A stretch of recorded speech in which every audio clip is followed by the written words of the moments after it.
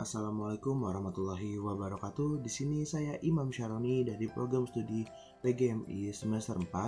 Di sini juga saya akan ingin memenuhi tugas UAS yang telah diberikan oleh Bapak MHD Soleh SPD selaku dosen pengampu mata kuliah pengembangan dan analisis kurikulum.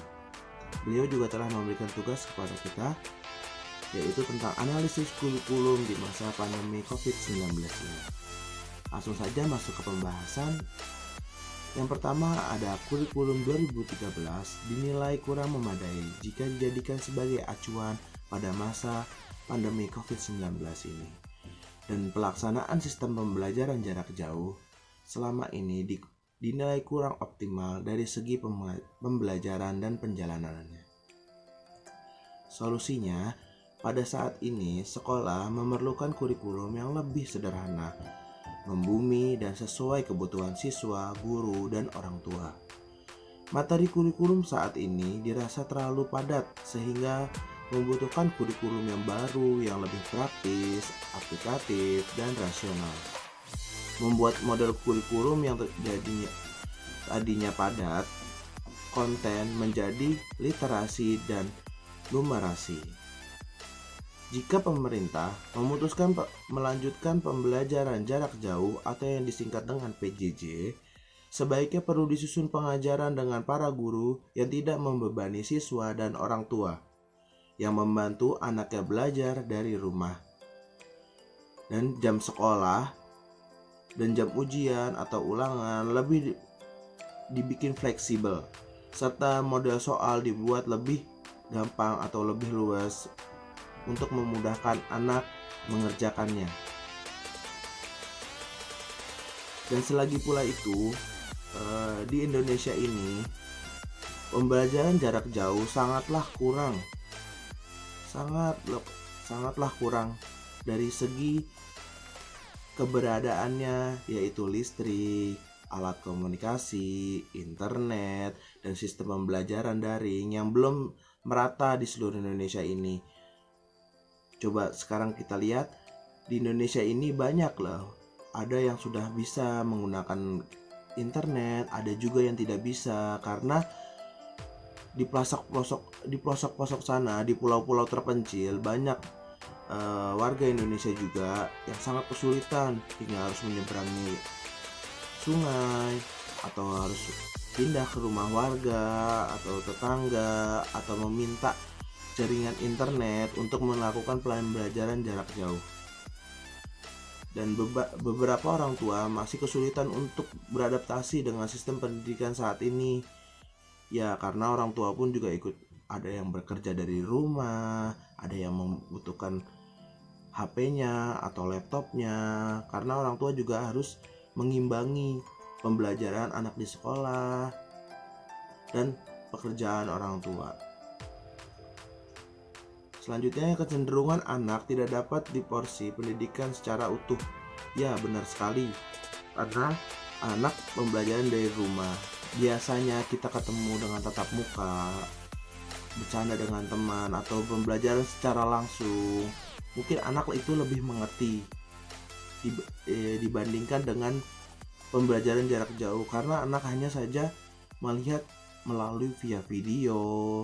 Terkadang anak tidak memperhatikan, biasanya anak tuh lebih sepele atau dibilang cuek, karena pembelajaran jarak jauh itu tidak dimaksimalkan atau tidak diporsi secara utuh.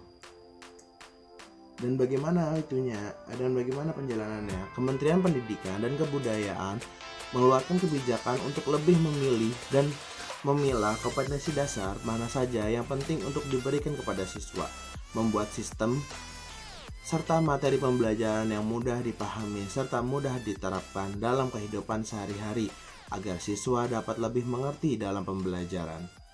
Mengubah sistem pembelajaran tentang kemampuan berpikir tentang dan dengan bahasa serta matematika yang diperlukan dalam berbagai konteks, baik personal maupun sosial serta profesional, dengan mengukur sifat kompetensi yang mendasar. Guru lebih berinovatif dalam menyajikan materi sehingga siswa dan orang tua tidak kesulitan untuk memahami dan mengaplikasikan model pembelajaran serta materi yang disajikan. Jika ada ujian daring, seharusnya waktunya bisa lebih fleksibel mengikuti waktu yang telah disetujui. Yang penting siswa mengajarkan sehingga dia bisa diberi waktu keluasan. Misalnya 2 kali atau 24 jam setelah siswa diaktifkan. Dan selanjutnya, jika terdapat daerah yang belum terjangkau oleh listrik dan koneksi internet, sekolah atau institusi pendidikan sekitar mengambil kebijakan untuk memberikan rombongan siswa yang sudah diatur waktu dan jarak untuk pengambilan tugas dengan jangka pengumpulan tertentu. Pemerintah dan Kemendikbud lebih aktif dalam sosialisasi sistem pembelajaran saat ini pada wali murid, karena peran wali murid berasa sangat penting dalam sistem pembelajaran sekarang. Bukan hanya sebagai pengawas, melainkan pengganti peran guru dalam membantu anak memahami materi yang diberikan. Kategori pendidikan yang disajikan tidak boleh hanya sekedar materi saja, melainkan dapat berupa format yang lain. Hal ini bertujuan agar murid bisa berkembang dalam pola pemikiran yang melainkan sistem motoriknya saja. Semua murid harus berkembang walaupun dari pembelajaran jarak jauh ini. Untuk kita semua yang sedang merasakan pembelajaran jarak jauh atau kerja jarak jauh, semoga kita selalu diberikan kegampangan, selalu diberikan kesehatan, selalu diberikan kekuatan untuk menjalani pelajaran jarak jauh ini.